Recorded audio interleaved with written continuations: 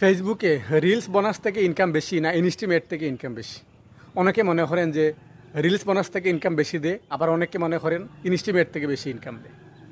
তো সোজা কথা হচ্ছে, রিলস বোনাস যেটা আছে এটা কিন্তু সবার জন্য না, আর এটা সবসময় তাকেও না।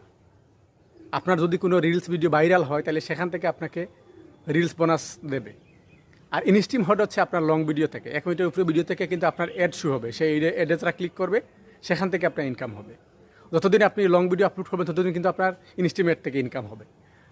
ঠিক আছে, আপনি যতটা ভিডিও আপলোড করবেন ততটা ভিডিও থেকে আপনার ইনকাম হবে, যদি আপনার ভিডিওতে ভিউ বেশি আসে। তবে সোজা কথা আর কি, যত ভিউ বেশি তত বেশি ইনকাম।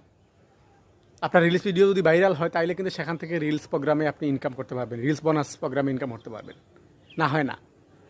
আর যদি আপনি 1 মিনিটের বিষয়ে লং ভিডিও হয় 1 মিনিটের উপরে, 3 মিনিটের উপরে, তাহলে কিন্তু সেখান থেকে আপনি ইনস্টিমেটের মাধ্যমে ইনকাম করতে পারবেন। তো আমি বলবো সবসময় লং ভিডিও আপলোড করবেন, কারণ লং ভিডিওতে ইনস্টিম অ্যাড আসে, ইনস্টিম অ্যাড আসলে কিন্তু এখান থেকে ইনকাম হয়। আর রিলস থেকে সবসময় ইনকাম থাকেও না, রিলস বোনাস প্রোগ্রাম সবসময় থাকবে না। এটা ভিডিও ভাইরাল হলে, রিলস ভিডিও যদি ভাইরাল হয় তাহলে কিন্তু সেখান থেকে ইনকাম করতে পারবেন, না হয় পারবেন না।